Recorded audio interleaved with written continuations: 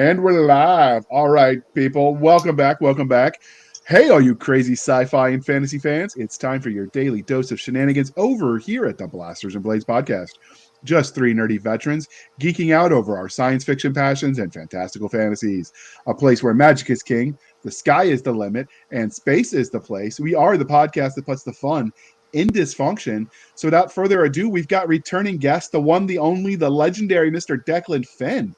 So welcome back. Thank you for I having me. think we only get one more interview before we run out of your series. Give me time. So you're prolific, but you're prolific in linear series. So for people that like long series, it's great. For having you back multiple times, it limits us a little bit. Just a little. So can you introduce yourself to our listeners and viewers who might not know who you are?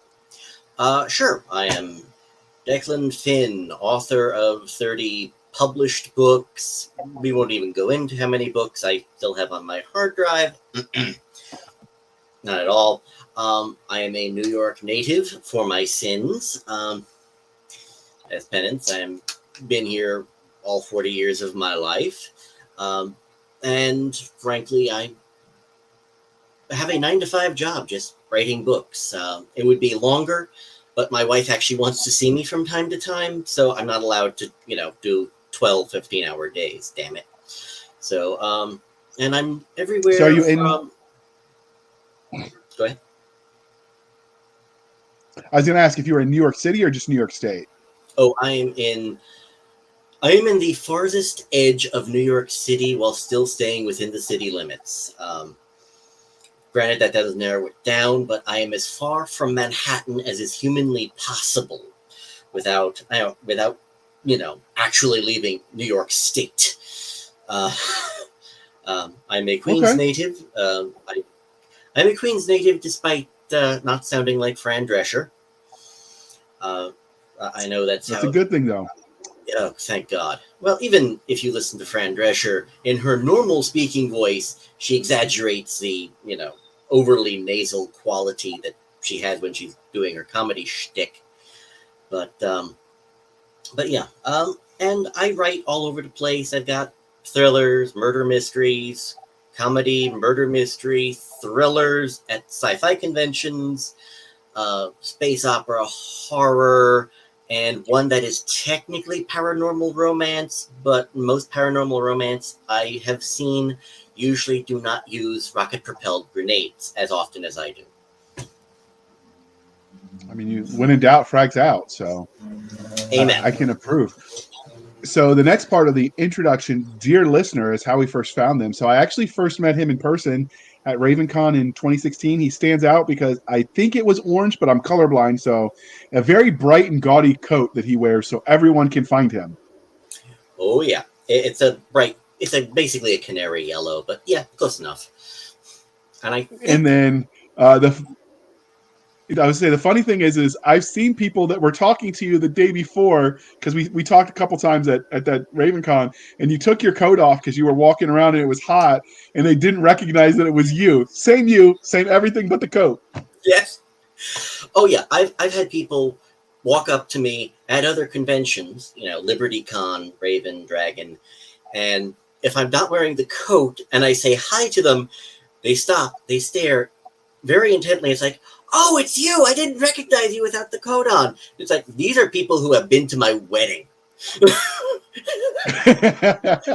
Like, no coat. So the other part of that is, while we did meet in person, I didn't put it together that you were you until Doc introduced us again when we started doing the podcast, and we started talking. I'm like, oh, I remember now.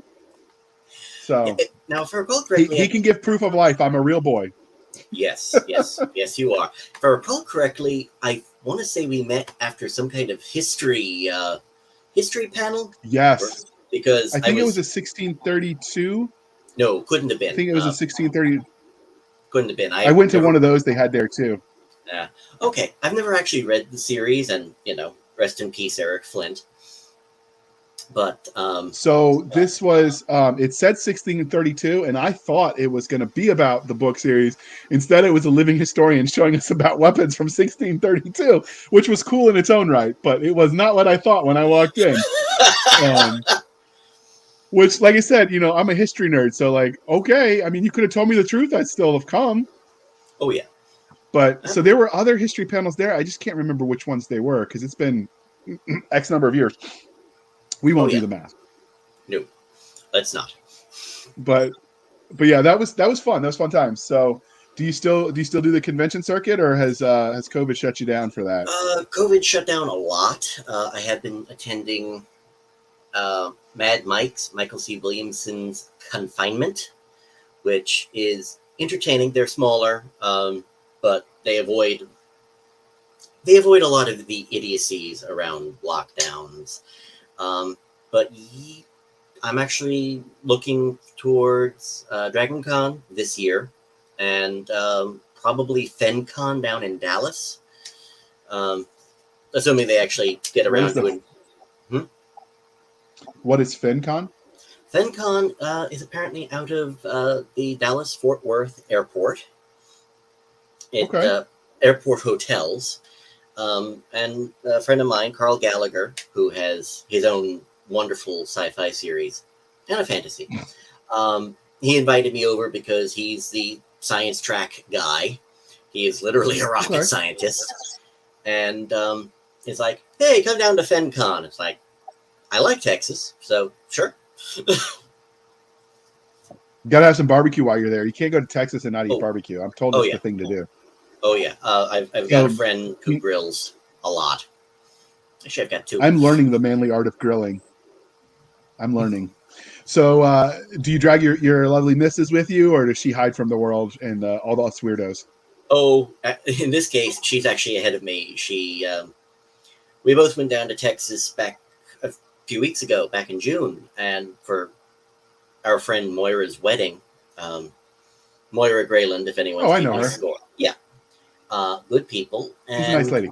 oh yeah, she is. And my wife decided to help them design a farm because they want to be subsistence farming. And she grew up on farms during her childhood, so she's going to help. So basically, I'm going to go down to FenCon and pick her up. Okay. Okay. The farming thing, that's homesteading is something I've been looking into, but unfortunately, land is expensive right now. So if you don't have a lot of money to start with, it can be a little bit pricey. And Yeah, then you get well, to a point where, am I young enough still where I could actually man the farm now that I've got the money to do it? It's a, oh. yeah, good But question. anyway, we are not the homesteading podcast, so we will just move on so we don't bore everyone else. And I'm sure you get enough of it from your lovely wife. So we can't let you start the interview without the religion question, but you've been on here twice before, and I think once for a fireside chat. So we've got to mix it up for you. So, Lost in Space, Battlestar Galactica, or Eureka? The original Battlestar Galactica. I was fond of the original. You know, it's got Dirk Benedict, who is better known as Face from A Team, and I just liked the cast and the world. It was a little bit more upbeat and varied than the more recent version. I love Edward James Olmos, but they needed better writers. That's just me. I actually liked it. I even liked what they did with Starbuck. So the Starbuck character, his backstory, and we've probably bored everybody because I say this all the time, but his backstory wasn't as compelling as when they made it the girlfriend of the dead brother, and that's how he died, kind of thing. Like that added something to why he was so close to the family that I thought was compelling. Normally, if you're going to change a character just to fit check the box, I don't like it. That one actually, I thought added something different, not better, just different to the story. So I'm like, dude, I'm all on board. Oh, I didn't even I mind. did. I didn't even mind recasting Starbuck as a woman. My problem was I watched the pilot miniseries. It was a 4-hour job. By the time I was done, it's like, I don't care about any of you people. Have a nice day. I liked it. I think it got so lost in the grimdark that it lost its way a little bit towards the end. I watched the miniseries. I watched New Caprica, and I watched BSG, the second one. I like the original. My only complaint about the original is I bought the box set, and rather than break it up by episode, so that way you could watch it a little at a time, they just give you a series of 2-hour DVDs, and it's like watching movie after movie. And I'm like, I want to be able to stop it and come back to it, and that helps if you Yeah. have the episodes broken up by episode. So that's just a nitty gritty complaint. I'm told there are other editions that were put out that fix that, but I have yet to find it. Okay. But I do like the modern take on the uniforms from the original, keeping in mind when it was filmed, because at least it didn't go full Star Trek, where everyone's wearing like not fire resistant nylon, because that's what you'd want on you in the middle of a spaceship that goes boom. So, all right, and because we're polytheistic, we've got Conan the Barbarian, the Sword of Shannara, or the Wheel of Time. Let's go, Conan. Okay, Um, so are you excited that the rights have been bought? So there's going to be more Conan coming out. I'm going to be interested to see what happens. I feel sorry for Jason Momoa for what they did with that version. Um, I'm actually preferred the original Arnold movies. They were campy, but I enjoyed them. They were fun. Granted, it was very strange where it's like, okay, James Earl Jones is chewing the scenery. Okay, I'm with it because it's James Earl Jones. You know.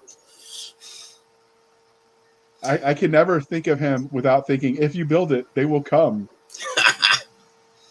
He was in Field of Dreams, the most excellent movie. If you haven't seen it, what have you done with your life? You need to fix this. All right.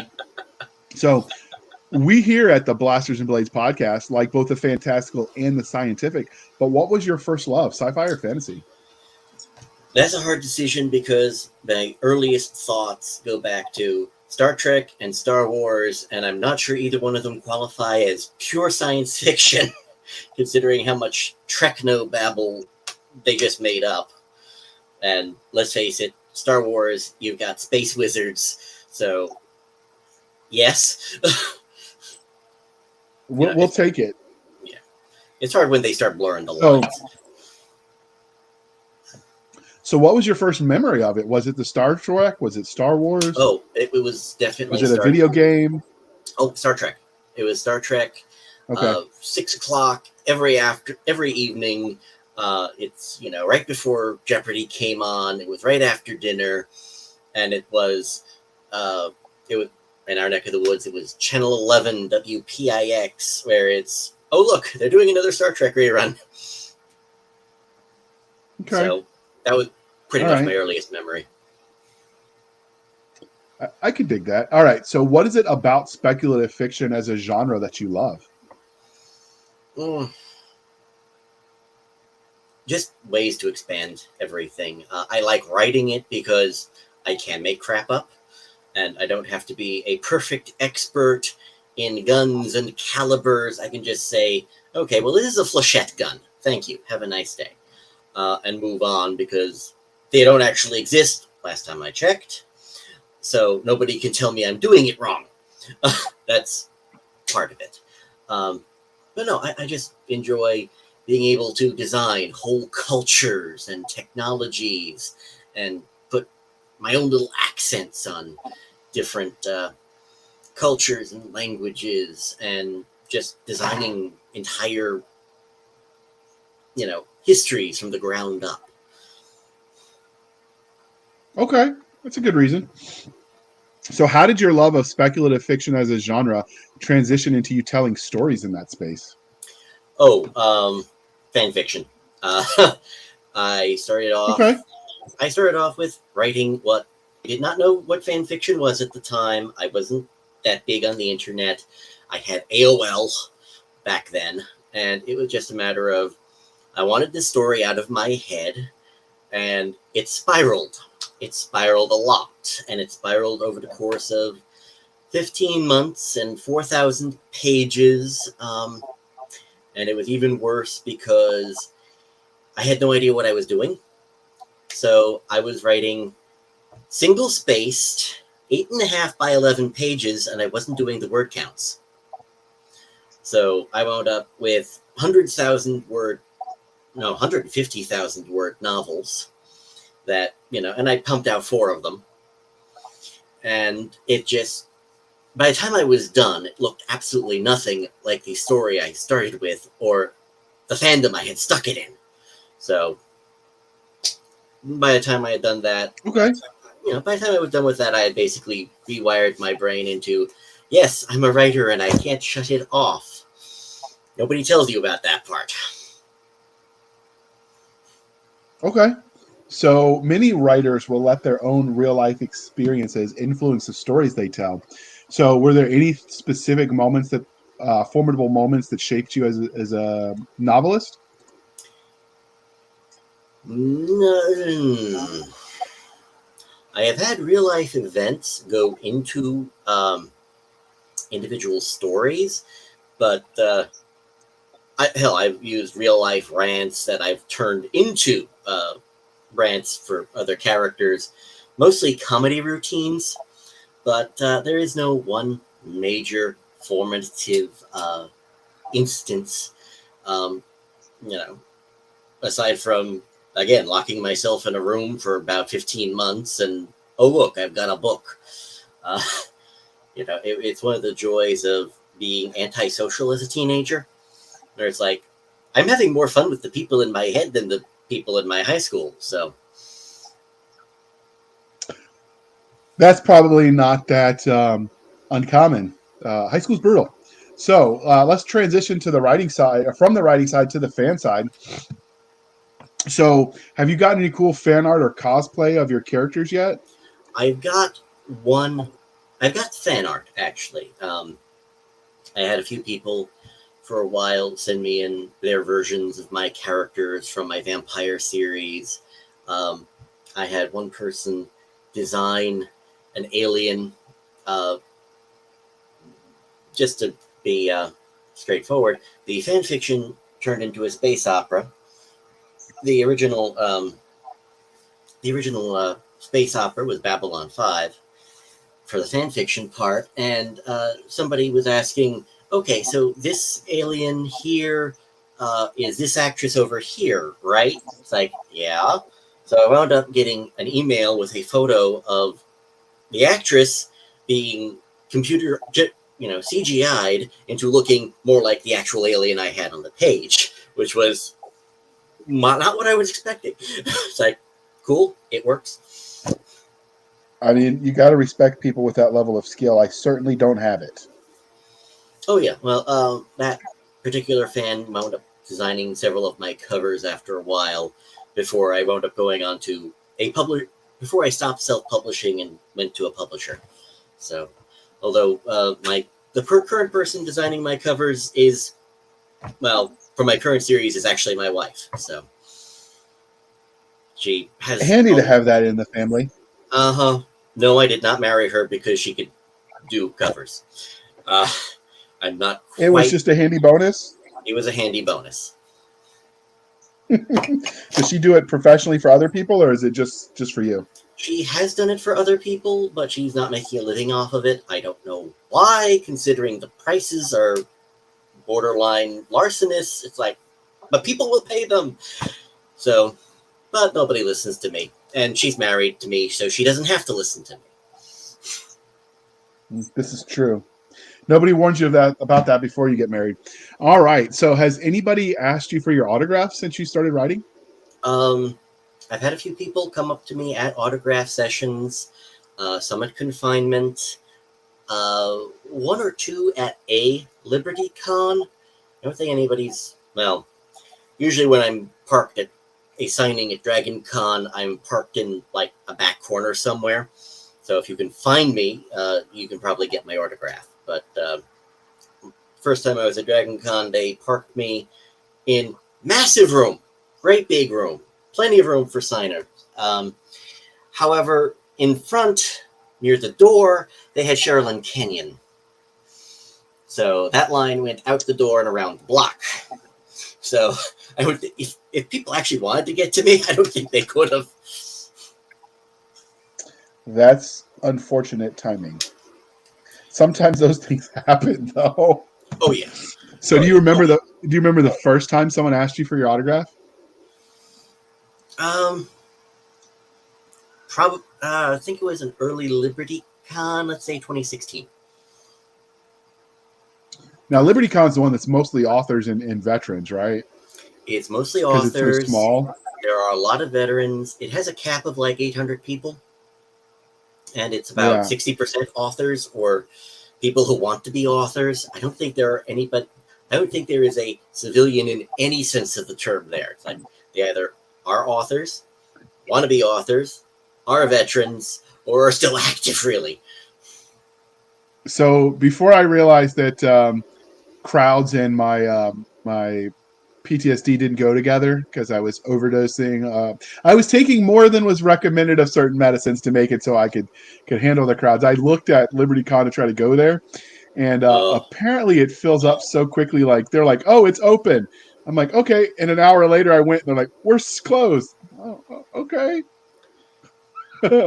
Look up if Mad Mike still does it. Go to check out one of his confinements because there's plenty of room. There aren't a hell of a lot of people. There are like 200-300 folks total, and it feels like less than that.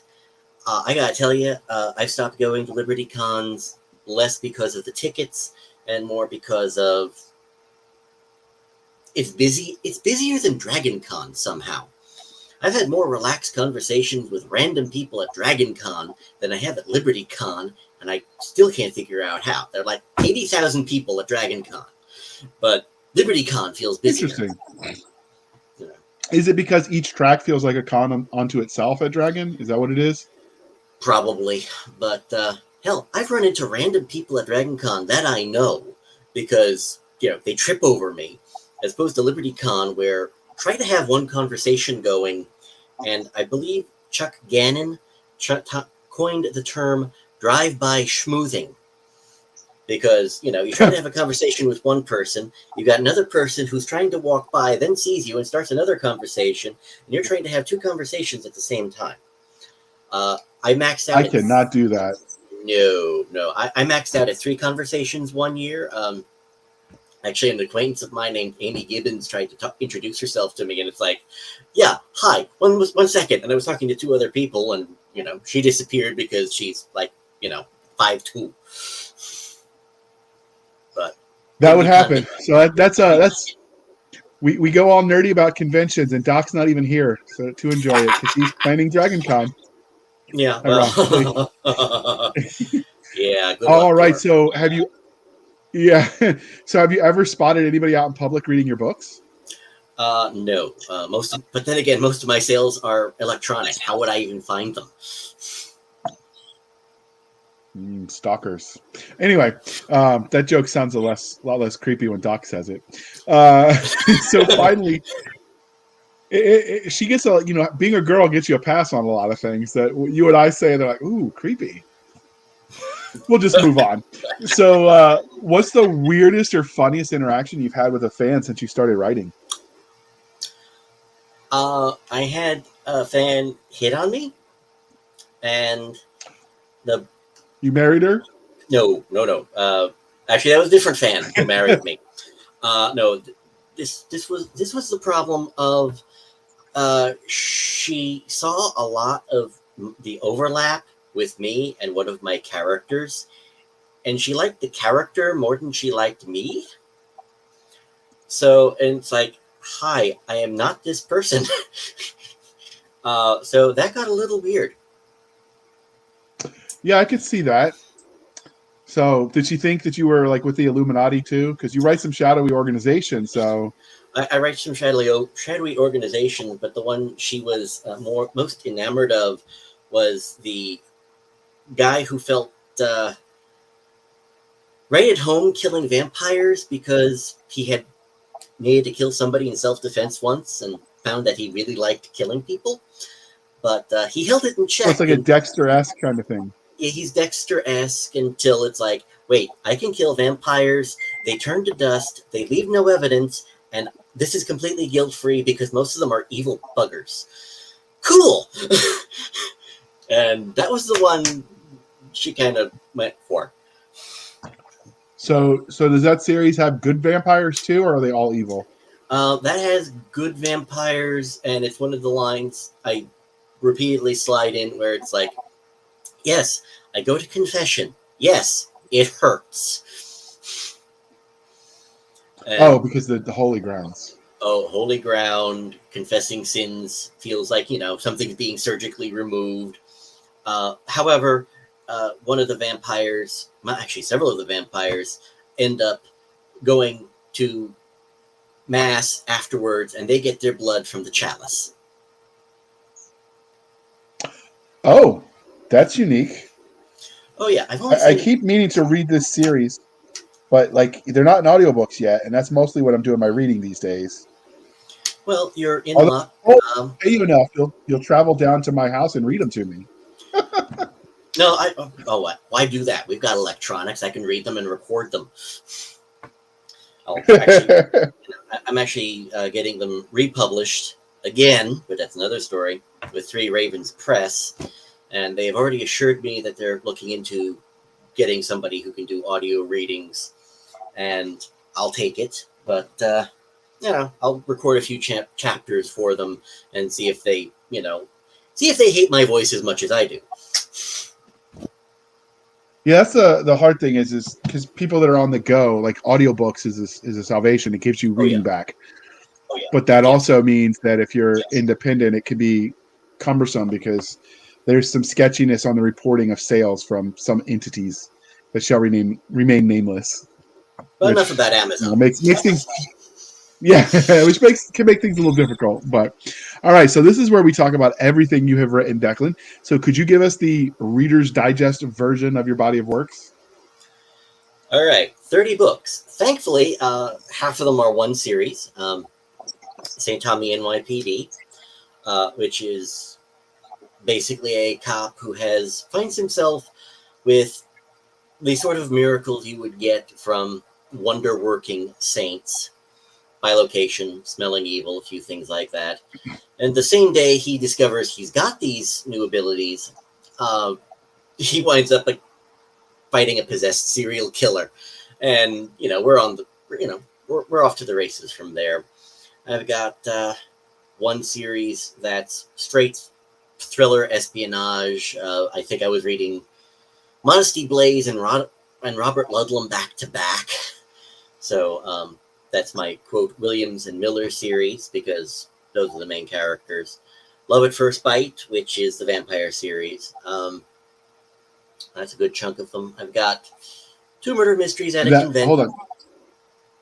The Love at First Bite, we've actually had you on to talk about. So if you check out the old episodes, he's in there.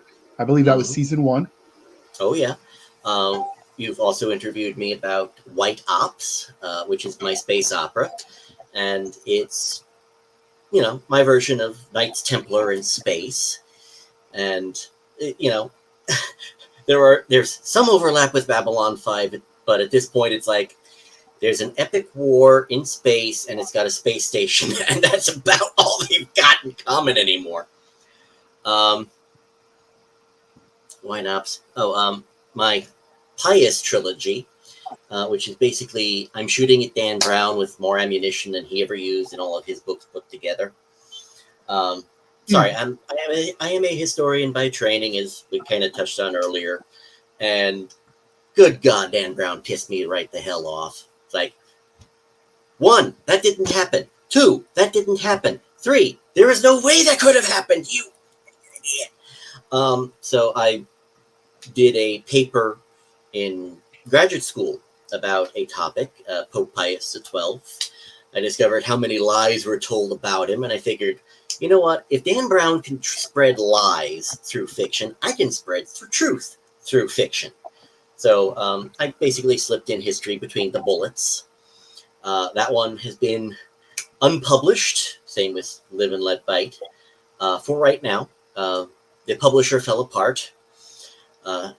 The old publisher was Silver Empire, so the empire fell, and I'm putting the pieces back together. Two of them, two books are murder mysteries at sci-fi conventions. One of them is at Wyvern Con down in Atlanta, dealing with a murder mystery around the the tearful puppies versus the puppy punters. And somebody then gets murdered, and the security guy has to figure out what the bleep's going on. And absolutely nothing to do with anything in real life.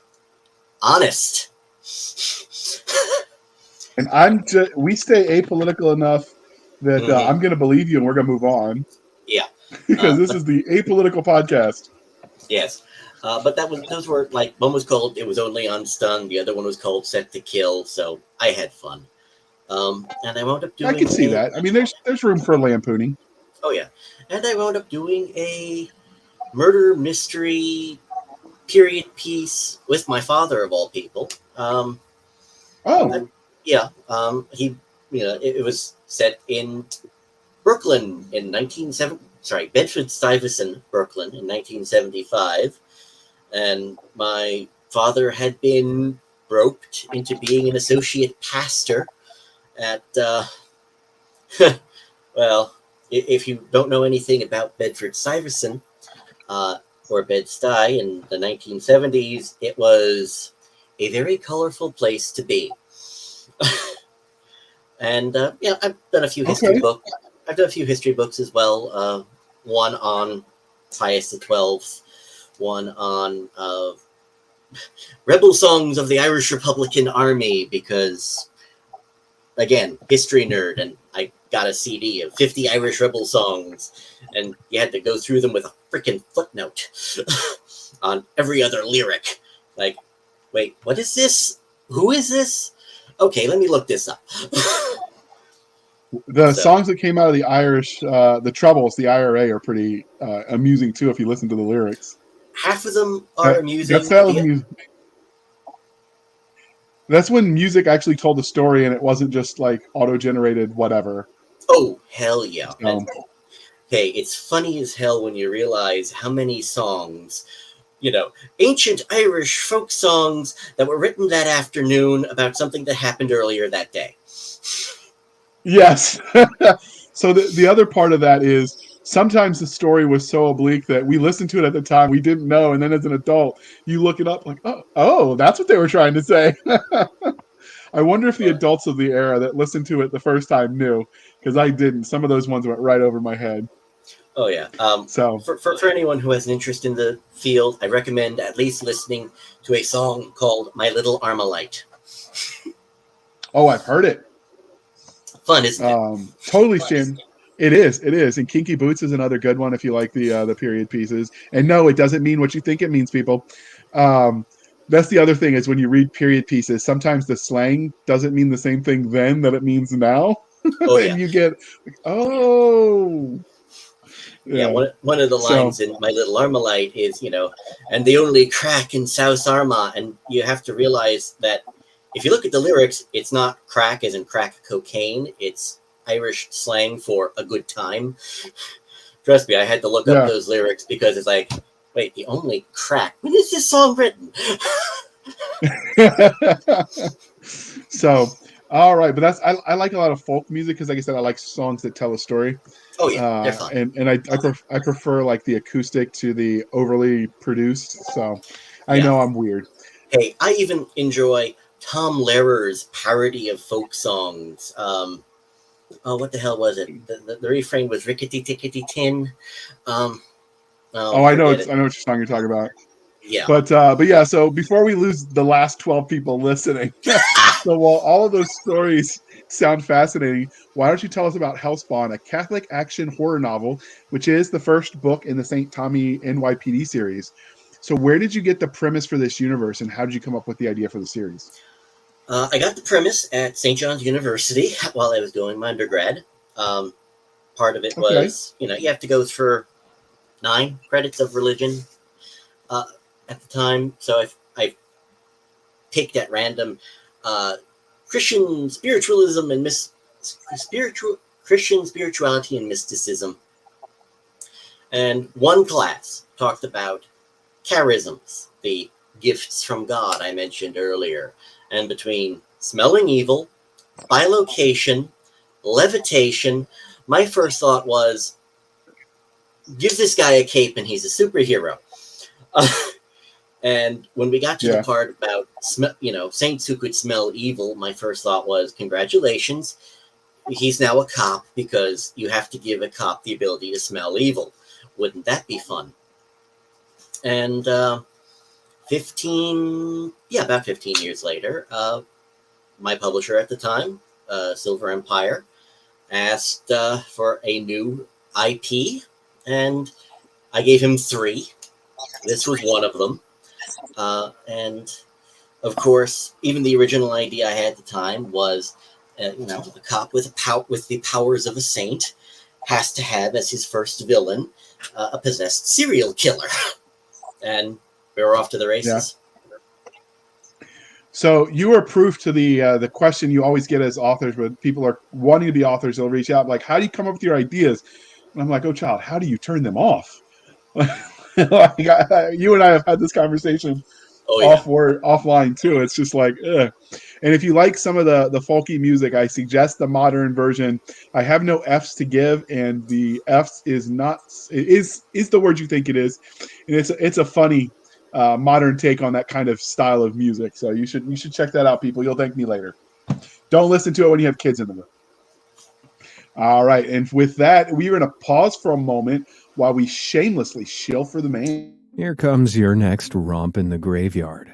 In Hunters for Hire, a new urban fantasy adventure by best-selling author Jonathan Yanez, a guy down on his luck puts sign twirling and rideshare driving on the back burner to track down the supernatural for a pretty penny. Find out what happens when John Hunter enters the secret underworld. Download your copy and start listening today. Now available on Amazon and Audible. All right, so that led to some interesting discussions with my mother when we were vetting the commercial, and she's like, "Ooh, that's a sexy voice." I'm like, "Mom, you know I'm sitting right here." So I had to call Jonathan and tell him, and he's like, "Yeah, I've got no shame in that." I'm like, oh, people. So we need to get someone who sounds a little older and a little more crickety for our commercials, I think, just to avoid the discomfort. All right, so this is the part we were just got the inspiration for his St. Tommy's series, but before we dig in, we are going to take a moment where we look at this cover, and you can tell me the story behind this art. It is popping up right now. All right, so is this the cover you designed? Is it one that your wife designed? Is this one from the original publisher? What's the story on this cover? That one's the original publisher. Silver Empire had commissioned Steve, I'm going to butcher his last name, Steve Bolio, however you pronounce his name. And he designed the first 9 of them. And, I didn't really have a lot of input until about book 10. Mainly because after book 10, I had to find a different publisher. Up to book 9, Silver Empire was going in pretty good fashion. And then that happened. And if you'll put that off to the side for a moment and make me a little bit bigger on the screen, I got a funny for you. Because that is mostly stock art. Oh, okay. Hold on. You said you wanted to be big on the screen, so I was trying to let you. I thought you were sharing something. This was my self-published version of A Pious Man. Does the image look familiar to you? Same guy. Yeah, exactly. It's very strange. Where it's they're using the exact same cover art, the stock footage. It's like that's just weird. Well, I mean, there was my Sleeping Legion series has the same Space Marine stock art that everyone else is using too. The difference is because it was one of those ones just from clip art. It was like Space Marine generically, whatever. What happened is with mine, everyone else went away so they could stand out and not be using the same artist or the same stock art. To now mine is retro and no one else is using it again. So if you leave this long enough, it might go from stock art to classic. It could happen. Although I imagine when you relaunch these, you're going to want to potentially rebrand the covers. Right now, I would assume. Well, right now, the new publisher is Tuscany Bay Press, and they worked so fast. They've already, Silver Empire closed in April, and Tuscany Bay had all the ones that had been published already out by mid-May. So they did a pretty darn quick job. So Okay. Well, we're glad they're back out, especially since you've got more books. So, how many novels do you have left? And then we're going to dive into this deep into the series, and the books. And we're timing this the way we are because he just released book. Was it 10 or 11? Book 10, and book 11 is coming out at the end of August. Sorry, book 11. Yeah. How many unpublished books? Because you said you have some. You've got a lot in your drawer because you write faster than most publishers can keep up with. So how many unpublished novels are waiting around? At least 3 that I can think of off the top of my head, because I've got 2 more space opera, 1 more thriller. Oh, by the way, I'm also on book 3 of a sequel series to the vampire books once they get republished. So I've got 6 unpublished books right now. I am not that fast of a writer. I don't know how you do it. If I could borrow half your speed, I would be happy. Well, I've been doing it for 25 years now, and it's just a matter of I see the things in my head, and I just write down what I see. Hell, most of the time when I edit, it's just a matter of I put it to the side, I come back later, and then I'm reading it, and it's like, no, this is not right because this doesn't exactly convey the image I have in my head. So, okay. And everyone operates differently. There are some people who just see words, and I don't understand those people. Yeah, I don't. I picture it as a movie in my head, and then I go from there. I do the same when I'm reading. So, all right. I wonder if that would have been true on the authors that were writing in the era before TV. Would they still have seen it as almost like in their head, like a play, I guess, or would they? I don't know. I don't know that we'll ever know the answer to that, though. So we'll just move on. Sure. So this is the part where we dive deep into Hellspawn and the St. Tommy series. So what would your 30-second elevator pitch be for Hellspawn? A average cop, homicide detective, finds himself with the powers of a saint and has to do battle with a possessed serial killer who's trying to basically destroy him, his family, and ultimately New York City. So do you set all of the series in? Well, I guess it's new NYPD detective. Does he ever go to other cities as a detective, like with task force and stuff, or is it wholly contained?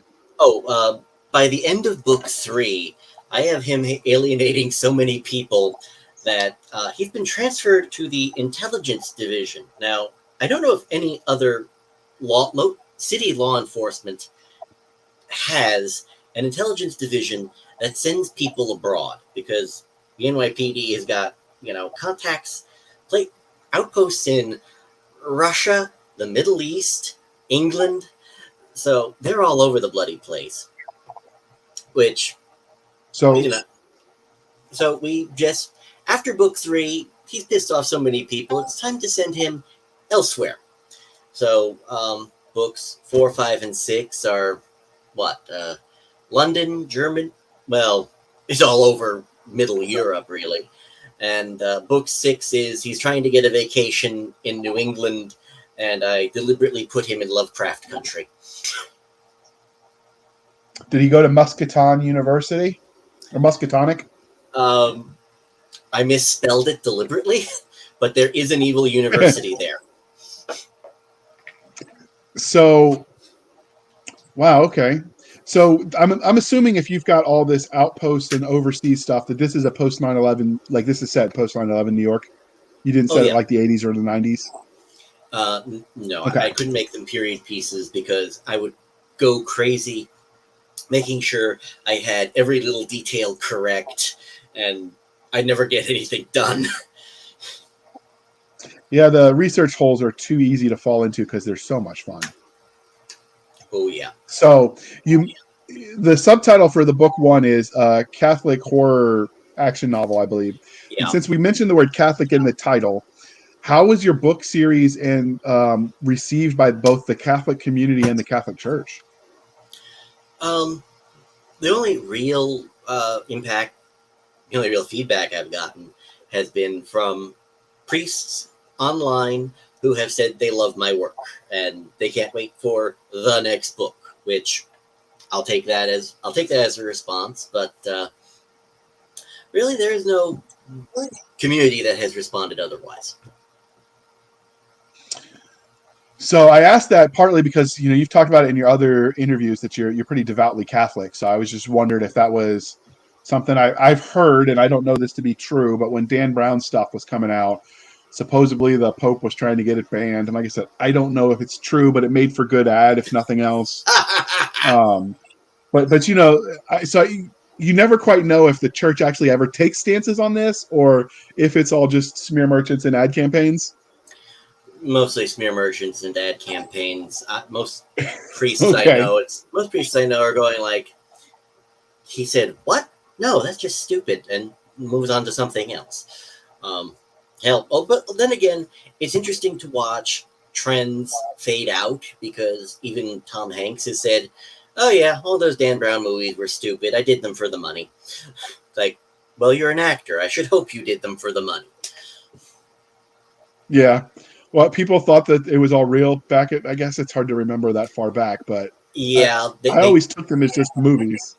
Yeah, well, the real problem were the books, because the books were a lot more offensive. And, you had like a dozen historians all go, that's not how history works. The movie, I noticed when the movies came out, they put most of the offensive lines into the mouth of the person we found out is, our psycho. Yeah. So I always just linked that series right up there with National Treasure. I mean, it's fun, it's entertaining, it's historic-esque, but it's not real history. Yeah. I actually enjoy the National Treasure ones because you can tell they are not taking themselves seriously. But then again, they hired Nicolas Cage, who doesn't know how to take himself seriously. And sadly, they get more history right than the History Channel, but that's not saying much. Aliens! Sorry. Right? My mind went there too. All right, so now we're going to focus back on Hellspawn. I distracted us just a little bit to see with the Catholic part, but what do you think makes Hellspawn special? In the series writ large, if you want to answer it that way. What makes it special is you can see Catholic influences, that is, this kind of brand. But I've had a whole bunch of people leave reviews where it's like, I'm a Presbyterian and I still like this book. And there were multiple flavors of different Christian denominations. One of my bigger fans is some flavor of a Satru, I think. I never asked, but, he's worshipping one of the older deities. And most people who, are to the right of Mao seem to take it for what it is, a fun thriller using a constant mythology. I'm not using it to preach anything. In fact, the only people I have preaching in my books are, the psychopaths, because, I have not seen an evil in real life that wasn't some flavor of narcissistic. And they do love to hear themselves talk. In fact, I have heard that the number one job of most defense attorneys is throwing out confessions from criminals who love to hear themselves talk. So, and I just put that in to understand how exactly the villain thinks and how exactly they rationalize some of the crap they do. So, because it's modern times, and I've talked to people that already texted that say a large part of their criminal investigation is just looking at the person's social media, because most of the time they're stupid and they confess inadvertently online. Yes.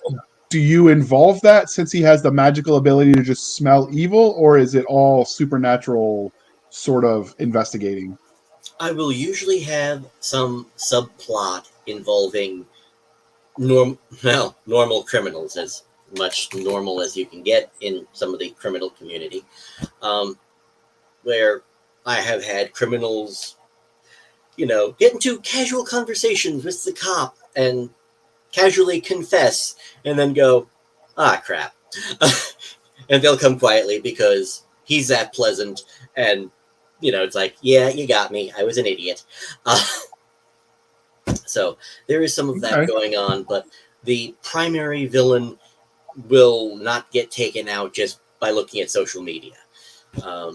Mainly because if they're not bright, at least the demons they answer to are.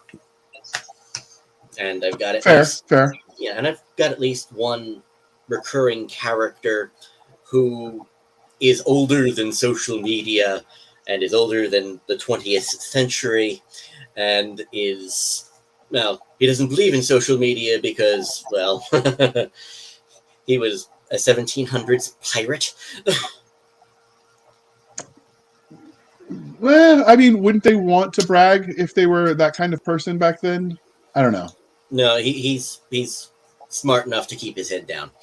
And what some of the funnier routines some of the funnier routines I put in his mouse, where it's like, how are these people so stupid? Why can't they even summon a demon without help? And he'd go on these rants where everyone's just going like, yeah, whatever you say, dude. Okay. So what tropes do you feel that Hellspawn hits the best? Let's go with the everyman version, whatever archetype John McClane was, as he gets the crap kicked out of him in every single movie. Because I really like beating the hell out of my main characters. I get more interesting results from them the more I beat them up. So, Tommy Nolan is one of those people who will not go down, no matter what you do to him. Even hell, I even think I broke his leg once, and he still wound up taking out the main bad guy. I think that was book 3, but don't quote me. The books start to blur after the first dozen. So, this is true. So do you do mostly the action? Is it mostly hand-to-hand? Is it mostly gunplay? Is it a mix of all of the above? It's a mix. I prefer hand-to-hand because, as I said earlier, if people are punching at each other, I don't have to listen to people complain that I got the ballistics wrong. Although there are times where I will even prefer chemistry because... Congratulations, this monster is bulletproof. Let's hit it with, hold on, let me see it. Chlorine trifluoride. If you don't know what that is, look it up. It's fun. It's one of those things that will set sand on fire and burn through concrete. And it's ignited. So you MacGyver the crap out of it. Oh yeah, I MacGyver the crap out of a lot. Wait, no, okay.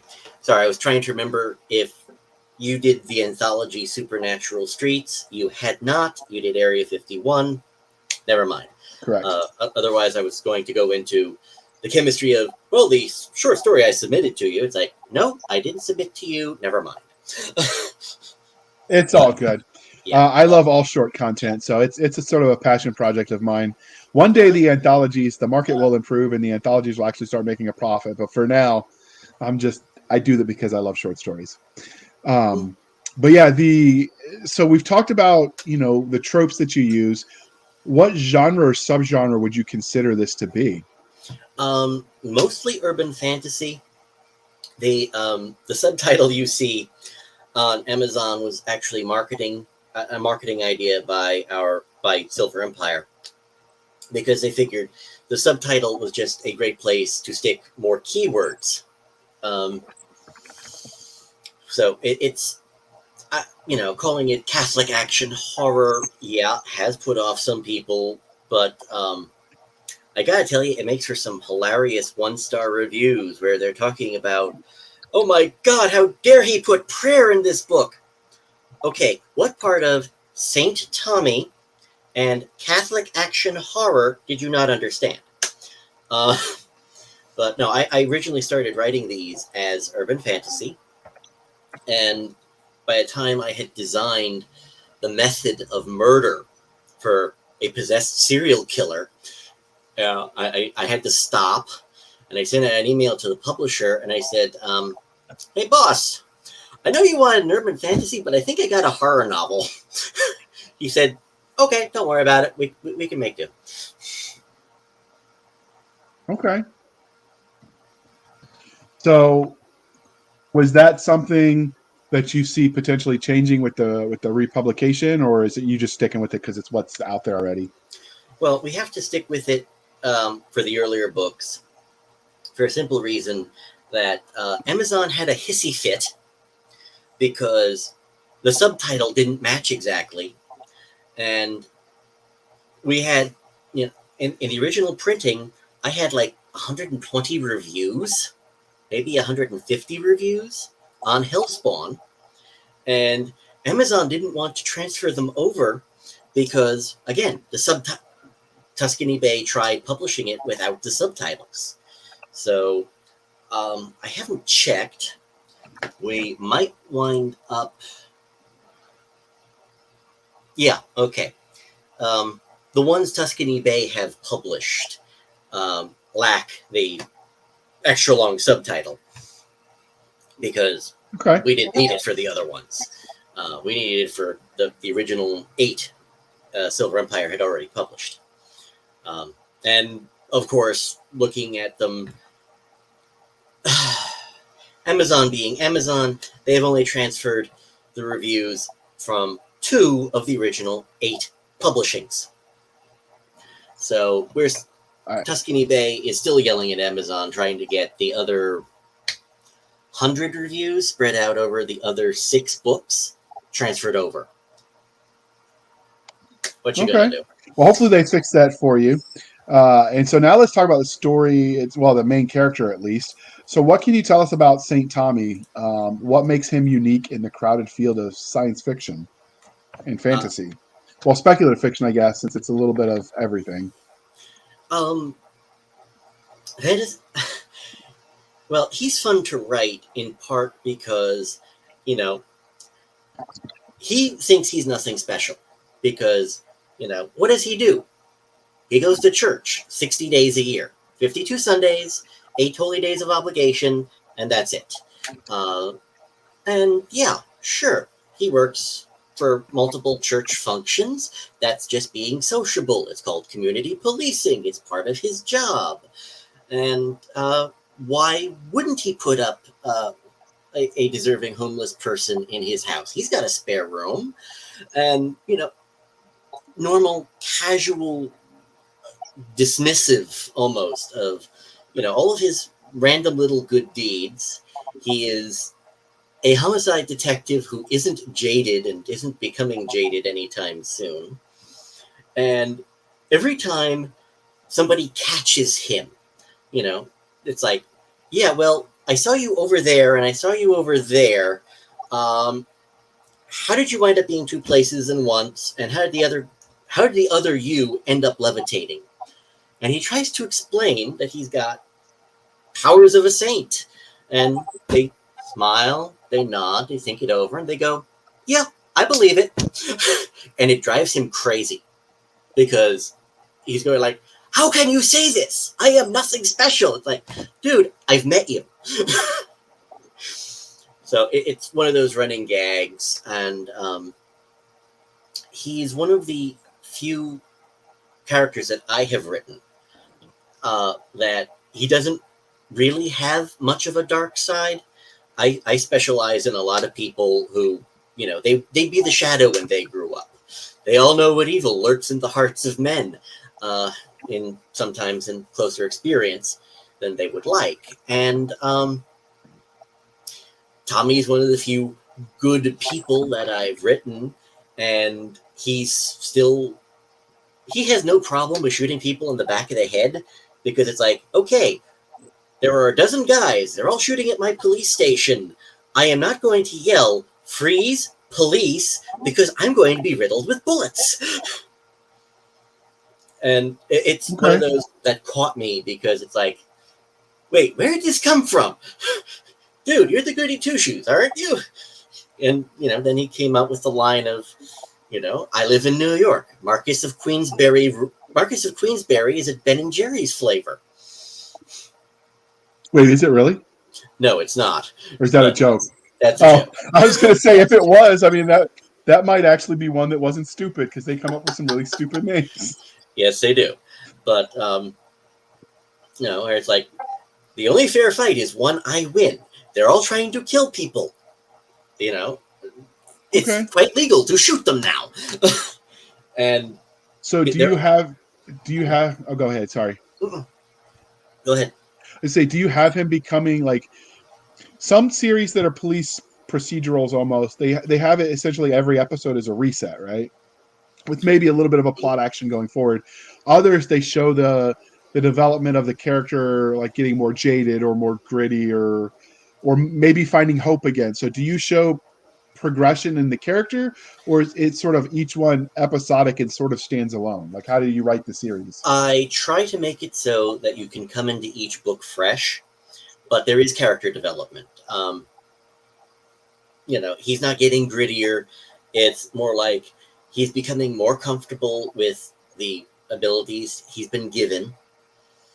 He treats them as gifts that can be taken away at any time. And at least one point they are, where he's going, what happened here?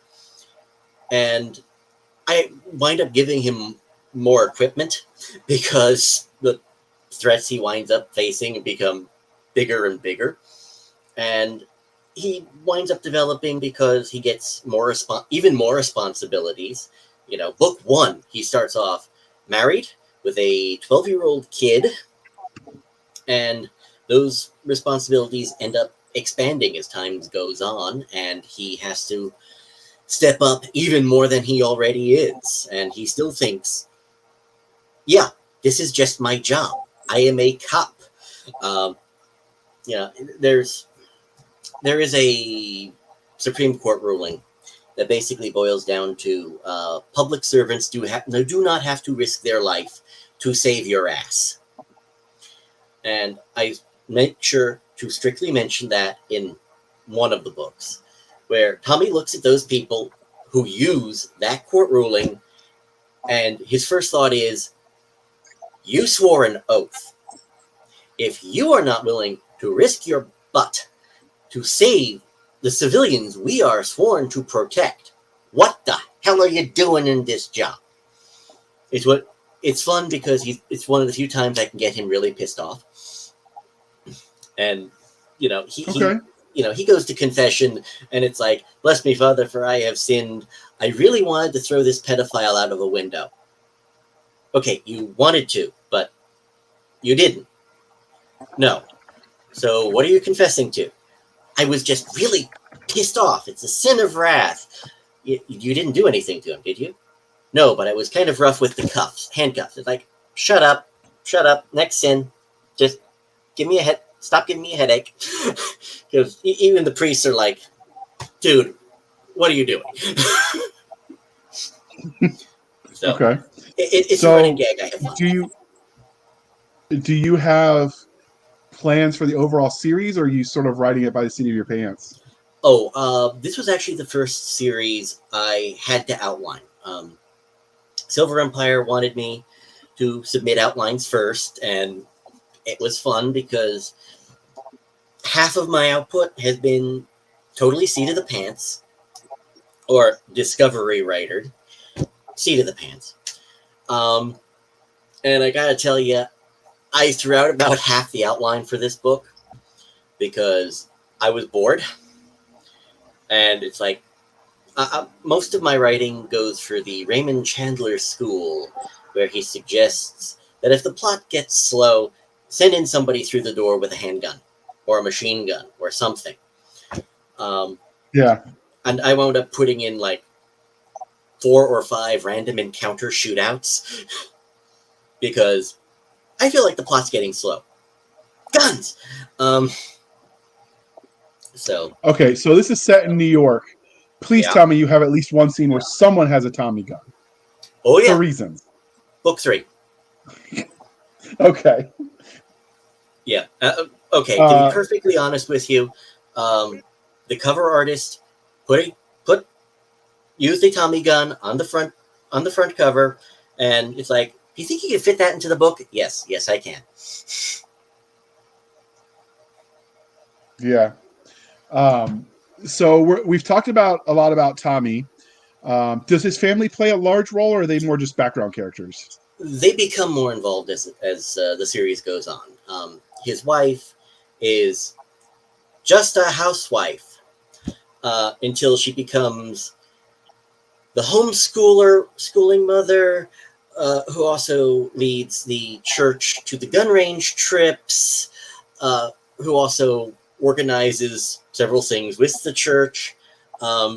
And at certain points, let's just say he's got a gun safe and he does not have multiple guns just so he can use them. I only use the kidnapped family member once, and that's when the wife gets involved, and it's like, I'm trying to remember if I gave her an AR or a shotgun. Okay. So we've talked about the main character. What about any secondary characters? Were there any of them that were especially memorable to you? Unfortunately, that's all of them.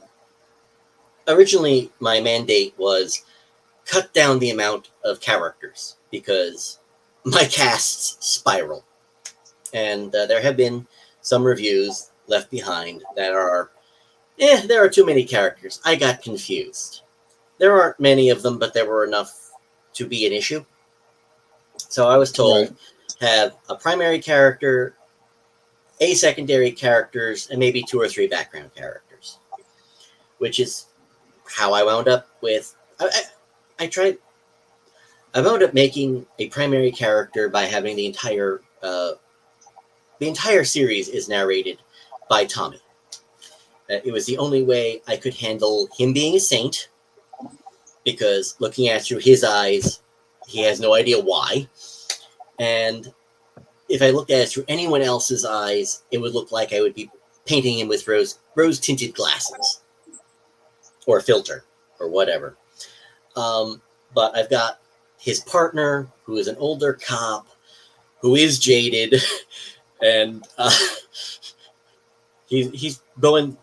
This poor guy is going through all this, and it's like, wait, I'm sorry, we're fighting a what now? And he gets a lot of development because he doesn't have superpowers, and he has to come up with various and sundry ways to carry his own weight doing all this, which is where a lot of the MacGyver stuff comes in. Especially where it's like, yes, I do know how to make homemade thermite, which came in handy a few times. The wife became more of a backup shooter. He's got. I specifically remember the medical examiner, because if you ever watch a band called Within Temptation, I basically built her off the lead singer. And the assistant district attorney, I very vividly remember because I directly ripped him off from John C. Wright. The guy even talks in paragraphs like he does. So, yeah, I have a lot of fun. And there are more characters as the series goes on, but those are the ones that really stand out at the top of the list. Also, there's a villain knight based off of Jeffrey Holder from Live and Let Die. So, he was the tall guy playing Baron Sammy. Okay. So, you mentioned that obviously there's a supernatural element. You can't say that without the saint in the series title. So does that mean there's a chance that this series exists in the same universe as Love at First Bite in some of your other paranormal, or are they all separate IPs completely? The original plan by Silver Empire was to make sure that they are all separate IPs. I have put in just enough headcanon and just enough references so that if somebody had read all the other books, they could paint a picture. In fact, Okay. one book I am self-publishing, it's the next book I'm writing, is a crossover with all of my main characters from 3 different series. So, Okay. so All right. So we've talked about go ahead. no, go ahead. That's the one thing with lag sometimes, with the StreamYards. So we talked about the main character, we talked about some of your secondary characters. Does your story have a main bad guy that they're confronting? Is it an episodic bad guy? Obviously without spoilers, but who is the antagonist? Oh, I have I usually have two antagonists. One is the antagonist du jour, and the other is, the one behind the scenes pulling the curtains. Which is funny. I didn't plan it that way. It just happened. And mysteriously, every 3 books is kind of like a trilogy. And I don't know how some of that happened because, book 1, it's like, I want it to be a serial killer possessed by a demon. Fine. And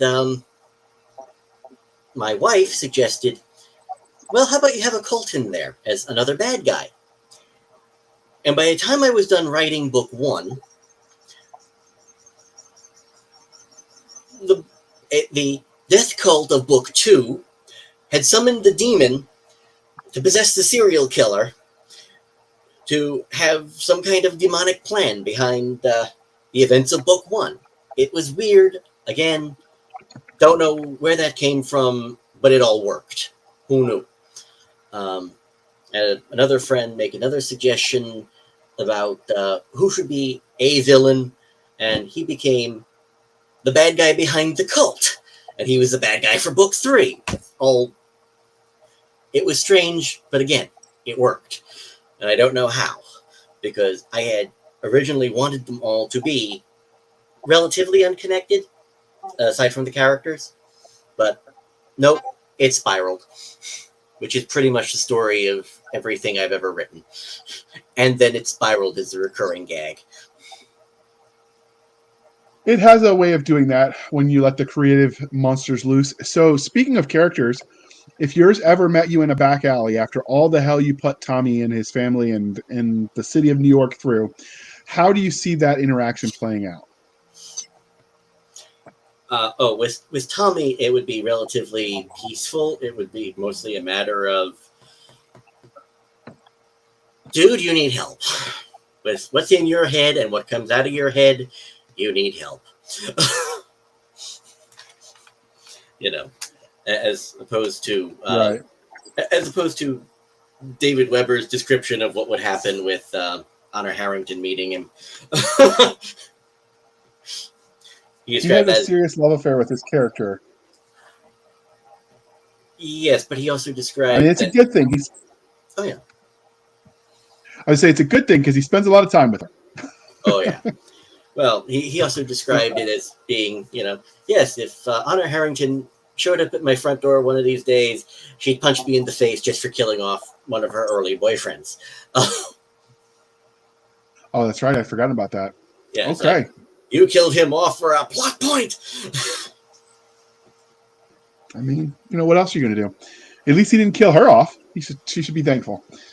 So this is where we're going to ask for a peek behind the curtain. So were there any cool scenes or ideas from Hellspawn that didn't make the final book, but would make an interesting story for listeners? Cool scenes? No. Scenes? Yes.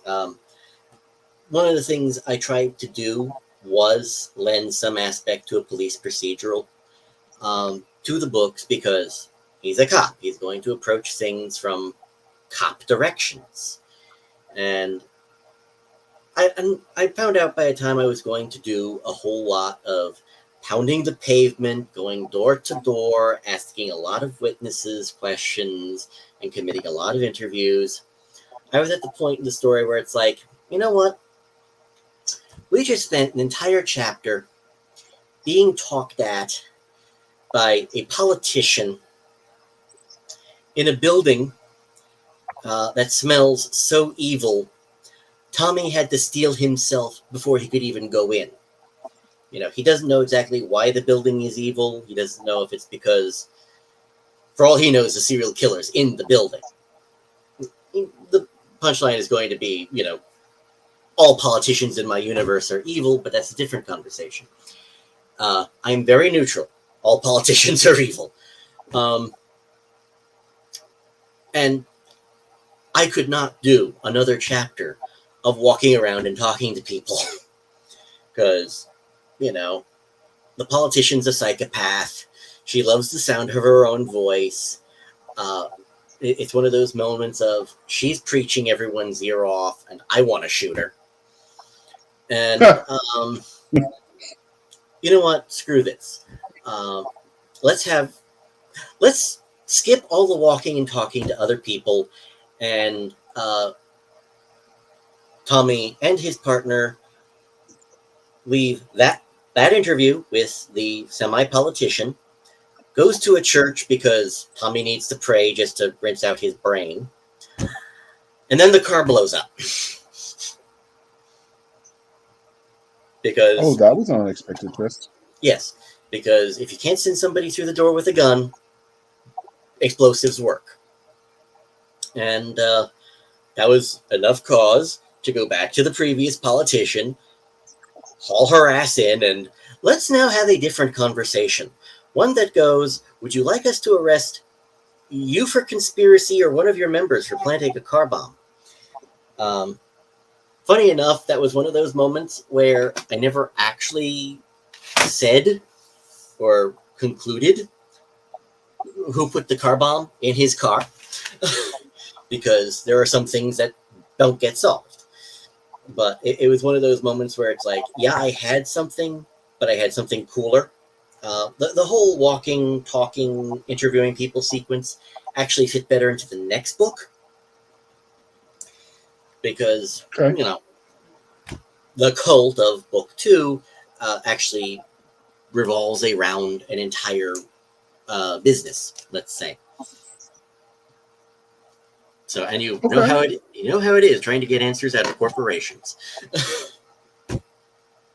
Fair.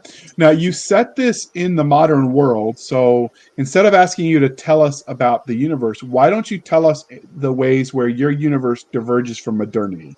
So what are your add-ons to modern worlds for people that are reading? To start with, 2020 never happened. It sucked in so many different ways. I have my own Pope. Actually, the Pope in the St. Tom universe has shown up in other IPs, so that actually works back with your other question.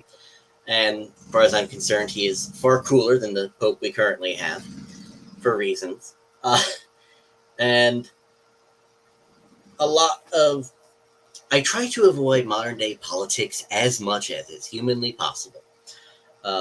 In fact, I actually started banging my head against the wall because I would write something down in... It started in Hellspawn, where it's like, okay, what is the most absurd policy I can think of and make it so absolutely absurd that, you know, nobody would ever do it. 2 years later, somebody does it. It's become very annoying. Hell, I even put in, you know, nobody had heard in early 2020. If you asked around, I don't think anybody could have heard of, what was it? Started out in Europe. I want to say Black Shirts. They're wrong, but they'll come to me. anyway, and it's, and I wound up doing like half a page of description because my editor, who at the time was Mrs. John C. Wright, El Jaji Lamplighter, said, "Who are these people?"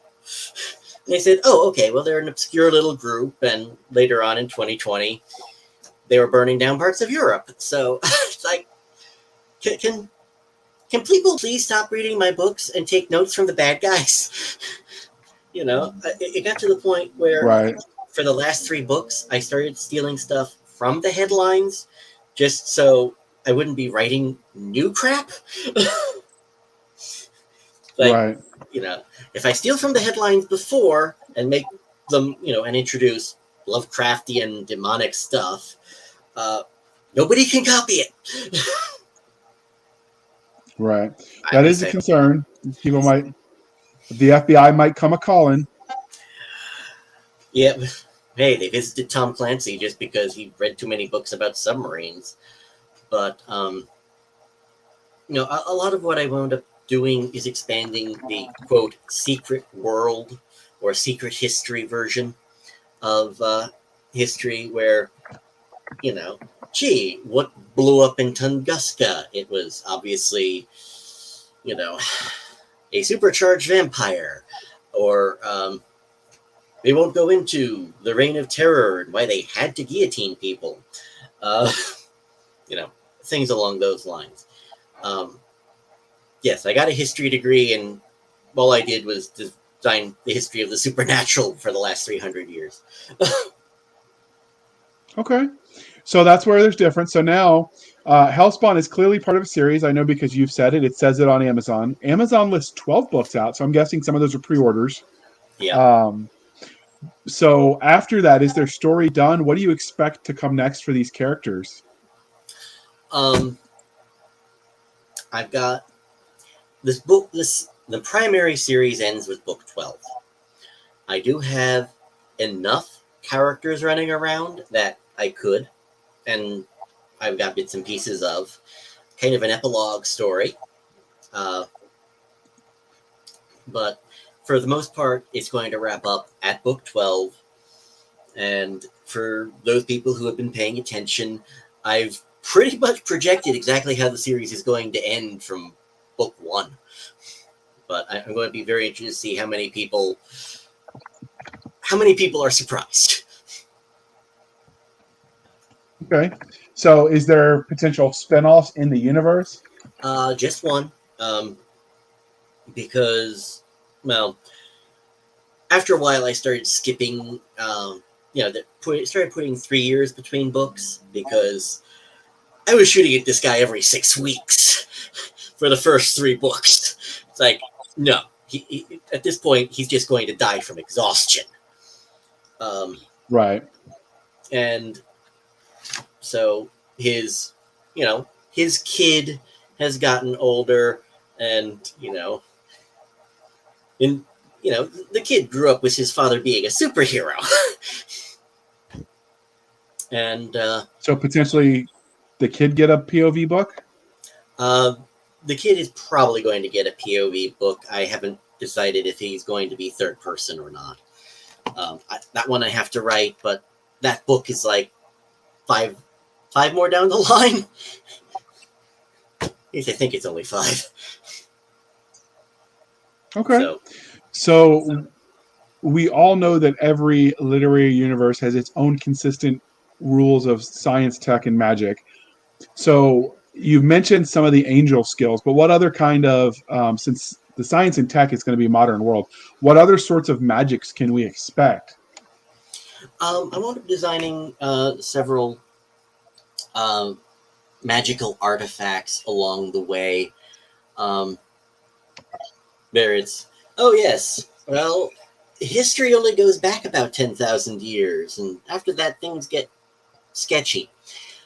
And I decided, okay, well, 10,000, before 10,000 years, what was kicking around? What could have been kicking around? And I basically have, for example, book 4. I have a pre-flood artifact stolen from the British Museum, and yeah, it's basically a demonic weapon of mass destruction. And Okay. I used it in such a way as, well, I refer to them in short as jihadi X-Men, because Okay. I wanted more superpowered bad guys, and one of the side villains are terrorists running around London, so I wound up with jihadi X-Men. Uh, which is funny because the book after that is called Crusader. But so I've made up my own artifacts, and that spiraled along the way. Um, I wanted at one point to give him powered armor, and it's like, how do I give powered armor in urban fantasy? Oh, simple. I just have shattered golems attach themselves to Tommy. Congratulations, it's now powered armor. Things like that here. Okay. And I wound up developing a lot of the mythology as I went along, because it's just a matter of, I wanted Tommy to have a new toy, or I wanted the villains to have bigger, badder weapons. And the more toys and devices I gave Tommy, the more toys and devices the bad guys kept getting. So it wound up becoming, why do I have an urban fantasy arms race going on here? All right. So we know your universe has fantastical creatures in it because we've talked about that this whole time. So how did you go about creating them when you wrote them? Were you inspired by your nightmares? Did you let nature inspire you? Did you make them up out of whole cloth? Or did you pull them directly from the Bible? Like, where did your fantastic creatures come from? Most of it was research, either demonic research or folklore research. I was, I was playing The Witcher at the time, the video games, and it's, oh yeah, they stole a lot of these from Eastern European mythology. And it's like, okay, time to look up Eastern European mythology. So I started looking into that for basic monsters, necrophages, where it's like, yeah, they're about the size of a gorilla and have scales like armor plating. Yeah, this is a good bad guy. But stuff like that. In the first few books, I was limiting myself to research into actual demonic infestations or demonic possession, and even curses. I had fun in book 6, where I went full Lovecraft, where it's like, one of his stories was called Something in the Walls. So I just used that as a chapter title, and because I had tripped over stories from an actual exorcist in Rome, where somebody was cursed, and the person doing the cursing had hidden little artifacts in the walls of the guy's house. So, which point the real creepy part is, how did this guy get in? But that's a different conversation. So I started with straight up research, and when I wanted more monsters, I just went into straight up folklore. I was a little tempted to use a Wendigo, but it's one of those moments of, well, Tommy doesn't carry silver on him, and these things are nasty. Let's use that somewhere else. And I did. But that's where a lot of this stuff has come up. Okay. So, normally when we wrap this up, I would ask you if we missed anything, but you've already covered the normal spot where, hey, if you're looking for audiobooks, you've already mentioned your publisher is looking for that. So let's talk a little bit about the next book in the series that's coming out. It's got some of the glorious ad copy for his universe, by the way. So it's when a possessed serial killer unleashes hell on his city, Detective Thomas Nolan can stop him. But how do you do forensics on a demon? I really like your ad copy, by the way. So hats off to you. Thank you. But can we just talk a minute about this newest book, Lightsaber, that he's got Yeah. going on? So what's the sell us on book 10 real quick, because if you can sell them on book 10, they'll want to buy 1 through 9 too.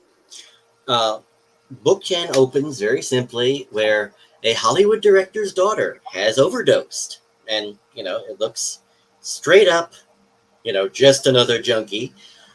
Things change when just another junkie gets up from the place where gets up from the chalk outline and tries to kill the police officer who is guarding the crime scene. And it's like, okay, Ooh. it's a zombie. It's now, hey, Tommy, this is your department. And Okay. in order to torture Tommy, I have put him on a joint supernatural task force. So it's, oh, look, this is a high-profile supernatural crime. This is your problem.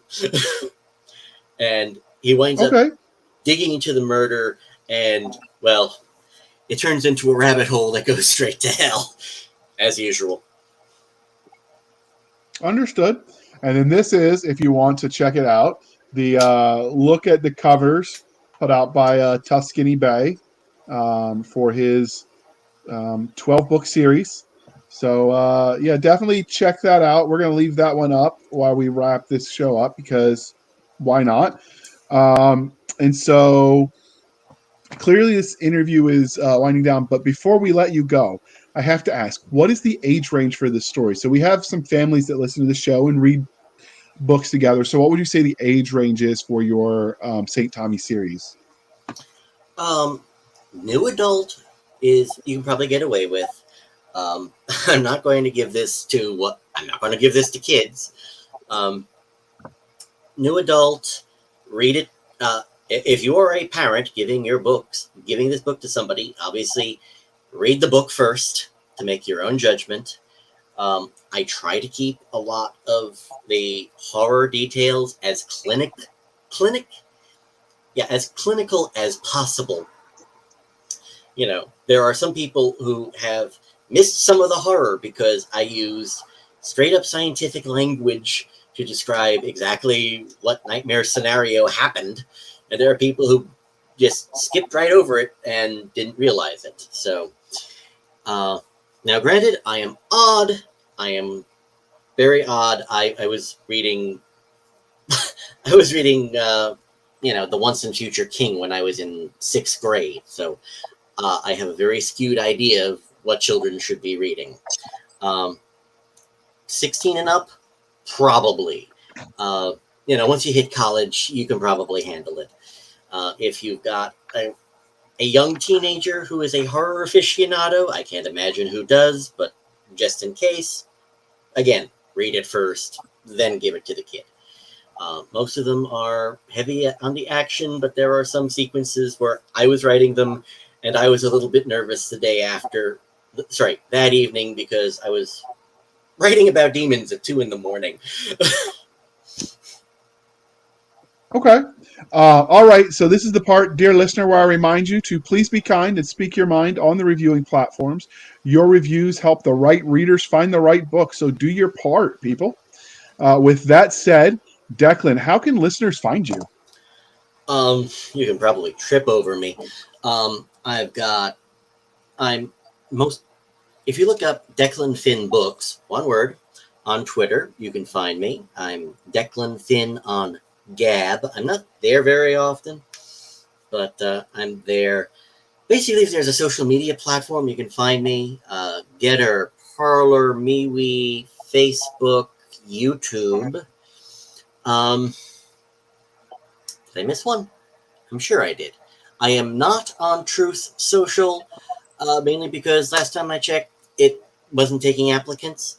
But if it starts working, I'll probably show up there too, because it's another platform.